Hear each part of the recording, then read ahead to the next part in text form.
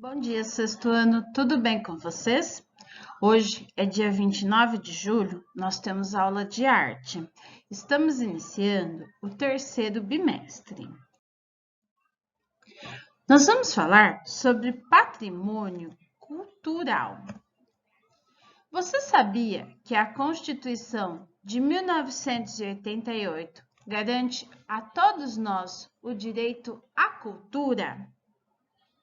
Você já parou para pensar sobre isso?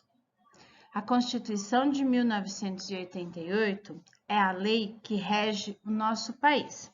É como se fosse a Carta Magna do país. Tem lá as regras, o que o governo deve garantir, os deveres de cada um. Todos temos direitos e deveres. E essa Constituição prevê isso. É uma forma de organizar a sociedade.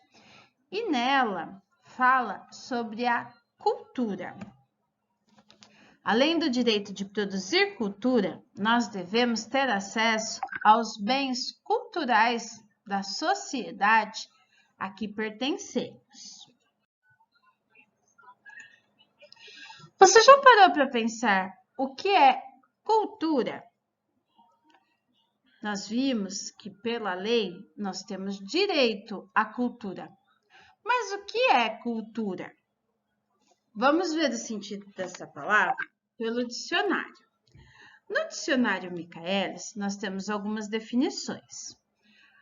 Na definição 1, 2, 3 e 4, nós temos a visão da agronomia sobre cultura. Ato, processo ou efeito de trabalhar a terra a fim de torná-la produtiva. Ato de semear ou plantar, área cultivada de um sítio, produção agrícola com técnicas especiais, cultivo. Outra definição de cultura, para a biologia, é o ato de cultivar células ou tecidos vivos numa solução com nutrientes, em condições adequadas a fim de realizar estudos científicos, criação de determinados animais. Agora vem a parte que nós vamos conversar. No 7, nós vemos a cultura no sentido da antropologia. É o conjunto de conhecimentos, costumes, crenças, padrões de comportamento adquiridos e transmitidos socialmente que caracterizam um grupo social. Conjunto de conhecimentos adquiridos, como experiências e instrução que levam ao desenvolvimento intelectual e ao aprimoramento espiritual. Instrução, sabedoria. Requinte de hábitos e condutas, bem como apreciação crítica apurada. Quanta coisa a gente pode falar da palavra cultura, né? Nós vamos analisar a palavra no sentido da gente falar dessa parte aqui, de conjunto histórico, conjunto de conhecimento, conhecimento adquirido, o que mostra um povo. É comum nós falarmos da cultura do povo. Por exemplo, uma música, uma dança popular, um patrimônio público, nós falamos da cultura do povo. Então, a cultura é isso, o que define uma sociedade. Ela é adquirida, ela é construída, ela sofre influências. Assim, de acordo com a nossa Constituição Brasileira de 1988, o Estado deverá, no artigo 215, garantirá a todos o pleno exercício dos direitos culturais e acesso às fontes da cultura nacional e apoiará e incentivará a valorização e a difusão das manifestações culturais. Já no artigo 216, constituem patrimônio cultural brasileiro os bens de natureza material e imaterial, tomados individualmente ou em conjunto, portadores de referência e identidade, à ação, à memória dos diferentes grupos formadores de sociedade brasileira, nos quais se incluem, e a partir daí tem mais alguns trechos da lei, tanto no 215, tanto no 216. Por que é importante a gente saber disso? Porque é um direito nosso. Nós devemos conhecer a nossa cultura e de onde ela surgiu. Nós já falamos em nossas aulas, por exemplo, sobre cultura africana. Nós temos também influências europeias. Tudo isso formou a identidade do nosso país, que tem uma diversidade muito grande. Nós não temos um tipo físico característico, uma cor pré-definida. O Brasil tem influência de várias partes do mundo. Os imigrantes que vieram de várias partes do mundo. Então, é natural termos várias tonalidades de pele, de cabelo, cor dos olhos. Tudo isso varia muito. Com essas características, a cultura vai surgindo conforme o povo, conforme as características, tradições de cada região, de cada povo. E elas são diversas. Essa imagem que nós vemos aqui, ela está no site do IPAM. Por que eu coloquei ela? Porque é um assunto que nós também já falamos e vamos aprofundar, é sobre o patrimônio cultural material e imaterial. Por essas fotos, vocês conseguem se recordar o que é patrimônio cultural material e imaterial? Qual a diferença? Vamos refrescar a memória. Quem viu a aula, eu citei como exemplo, a casa é um patrimônio material, você tem um bem. A cultura, a tradição que você tem na sua casa é o patrimônio imaterial. Eu citei como exemplo um almoço de domingo em família.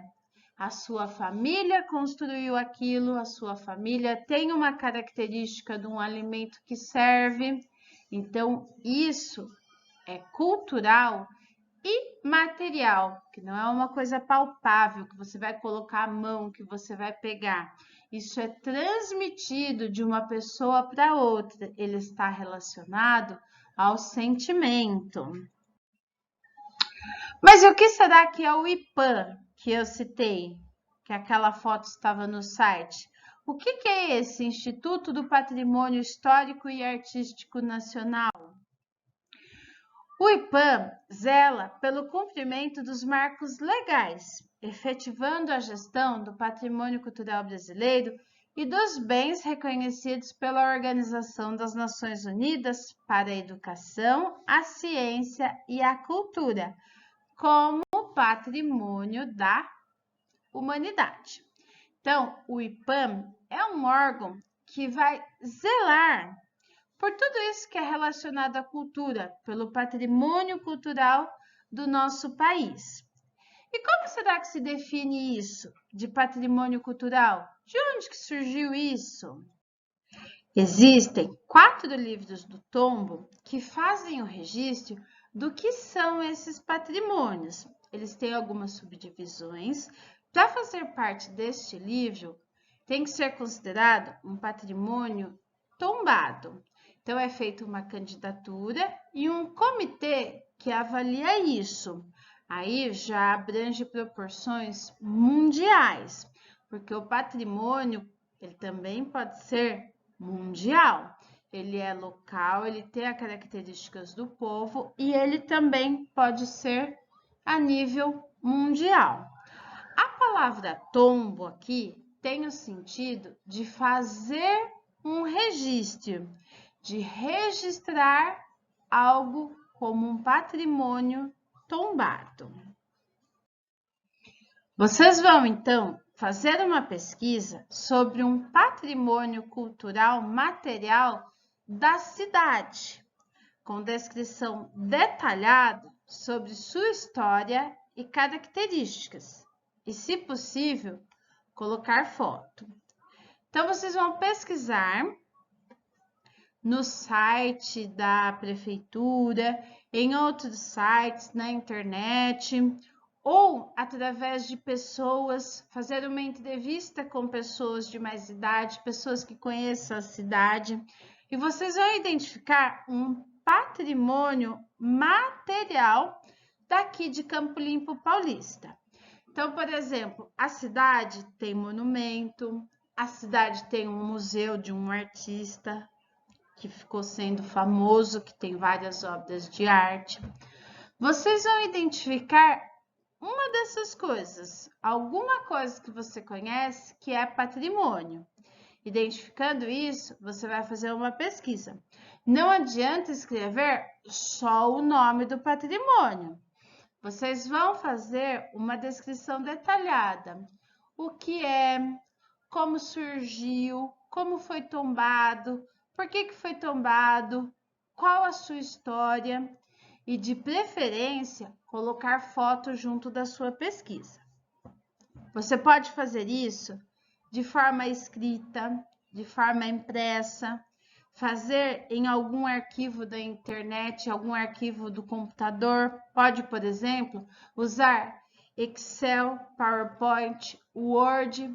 A forma que vocês vão me entregar essa pesquisa fica em aberto. Vocês podem utilizar o material que vocês têm acesso.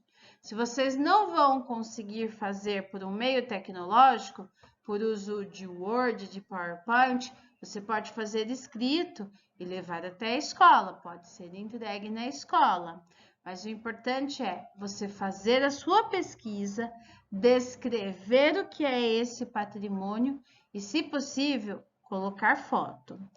Quem conseguir fazer por meio eletrônico, anexa no Google Sala de Aula. Quem não for fazer dessa forma, for fazer impresso, escrito, me informa pelo WhatsApp para que eu possa finalizar a atividade de vocês no Google Sala de Aula, ok?